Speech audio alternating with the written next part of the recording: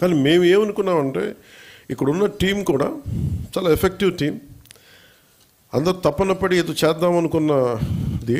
దాంట్లో భాగంగానే ముందు మేము ఏం చేసామంటే, నేను అడిగింది ఏంటి అంటే, అసలు మనకి ఎంత గత 4,000 కోట్లు ఖర్చు పెట్టామని చెప్తున్నారు. అసలు దీని మీద మీరు ఎంత, నేను ఏ ఊరికి వెళ్ళినా ఎక్కడికి వెళ్ళినా మాకు నీళ్లు రావట్లేదు, పైపులు వేసారుగా నీళ్ళు రావట్లేదు అనేది ఏ జిల్లాకి వెళ్ళినా నాకు వచ్చే ఒక కామన్ కంప్లైంట్.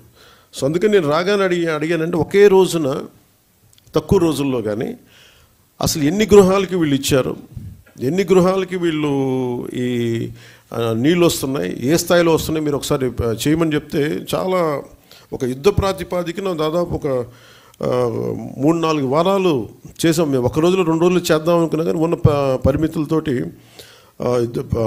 చాలా ఒక డీటెయిల్ సర్వే చేస్తే, పల్స్ సర్వే ఒకటి చేస్తే వీళ్ళు చెప్పింది ఏంటంటే, జల్ జీవన్ మిషన్ వాళ్ళు గతంలో ఇచ్చిన ప్రకారం 95.44 లక్షల కుటుంబాలకి గాను మేము వాళ్ళు 70.4 లక్షల గృహాలకి నీటి కుళాలు అందించబడ్డాయి. ఇంకా 25.40 లక్షలు నీటి కుళాలు ఇంకా ఇవ్వవలసింది అనేది గతంలో తెలియజేసింది. కానీ ఈ పల్స్ సర్వే ప్రకారం మేము చేస్తే దీంట్లో 85.22 లక్షల కుటుంబాలకు గాను కేవలం 55.37 లక్షల గృహాలకి నీటి కుళాయిలు అందించబడ్డాయి. 29.85 లక్షల నీటి కుళాయిలకి ఇంకా ఇవ్వవలసి ఉందనేది ఈ డిఫరెన్స్ కూడా మనకి దీనివల్ల బయటకు వచ్చింది. సో దీంట్లో ఎక్కువ జల్ జీవన్ మిషన్ గతంలో తాగునీటి వనరులు ఎక్కువ శ్రేణుల్లో బోర్వెల్స్నే ఉపయోగించడం జరిగింది. కానీ ఇది భవిష్యత్తుకి సుస్థిరమైనవి కావు. ఇది అసలు జల్ జీవన్ మిషన్ యొక్క ముఖ్య ఉద్దేశానికే అసలు సంబంధం లేనిది అది. అందుకని మేము సస్టైనబుల్ వాటర్ రిసోర్సెస్ తోటి దాదాపు మనకున్న ఈ 20 పైగా ఉన్న ఈ సస్టైనబుల్ వాటర్ రిసోర్సెస్ నుంచి తీసుకునే బాధ్యతలో ఈ వర్క్షాప్ ఎందుకు పెట్టామంటే, ప్రతి 26 జిల్లాల నుంచి వచ్చిన అధికారులందరికీ కూడా మీ జిల్లాలో ఎలాంటి సమస్యలు ఉన్నాయి, దాన్ని దీన్ని అంటే మీ ఇన్పుట్స్ కావాలి. ఎందుకంటే ఒకసారి కేవలం ఒక సెంట్రల్ కమాండ్ నుంచి కనుక సెంట్రలైజ్డ్ అడ్మినిస్ట్రేషన్ కాకుండా ప్రతి జిల్లాకి వెళ్ళి కనుక్కోవాలని చాలా రివ్యూ మీటింగ్స్లో ఉంటే దాని నుంచి ఉత్పన్నమైంది ఈ workshop.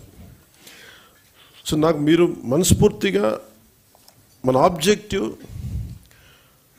To fulfil the dream of honourable prime minister Shri Narendra Modiji to give sustainable water with a per capita of 555 liters per day as on now, and in future it should be never ending supply of water. That is the final objective of Jal Jeevan Mission. So దీంట్లో భాగంగా కనీసం మనందరి బాధ్యత, కనీసం forget about మనందరం